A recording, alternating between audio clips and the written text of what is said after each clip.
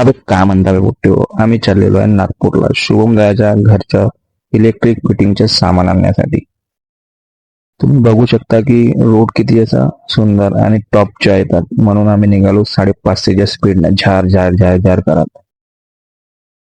जाता जाता आम्हाला दिसल्या ह्या खायाखुया, त्या खायाखुयामध्ये भरलं होतं पाणी. ह्या गिट्टी खदांच्या खाया आहेत. इकडे याल तर बरोबर या रे भाऊ.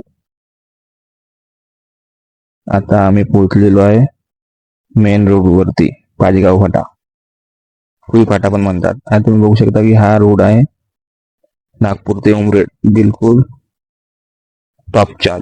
मग आम्ही निघालो भाऊ 6:30च्या स्पीडने झार झार झार झार करत, खार खार खार खार करत पोहोचलो भाऊ नागपूरमध्ये. नागपूरमध्ये पोहोचल्यावर तर भावा मध्ये भल्या मोठ्या मोठ्या बिल्डिंगा दिसल्या का. त्या केवढल्या बिल्डिंग आहोत का भाऊ, बाप्पा बाप्पा बाप्पा. त्याला पाहून तर भाऊ मला चक्कर द्यासारखा वाटत होता.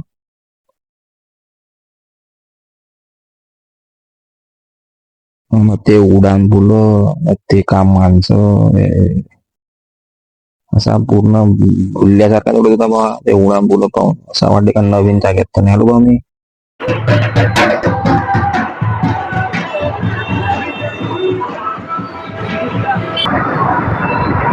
आता आम्ही पोहोचलो ताजबाग मध्ये. आणि हा कशाचा गोल आहे तर मला सांगा बरं. इथं काय बनवून राहिला ते सुद्धा सांगा. नागपूरवाले लोक सांगा बा, कारण की मला काही समजलं नाही हे काय नाही, इथं काय बनवून राहिलं राऊंड राऊंड मध्ये. इथं कोणतं काम चालू आहे काही समजलं नाही. इथं ट्रॅफिक पण खूप होती, एवढी ट्रॅफिक की अर्धा तास आम्ही तिथंच होतो. खूप मोठी ट्रॅफिक होती इथे. भूलभुलैयाच्या गोल्यातून निघाल्यानंतर आम्ही पोहोचलो इलेक्ट्रिकच्या दुकानामध्ये. आता आम्ही आतमध्ये जात आहे.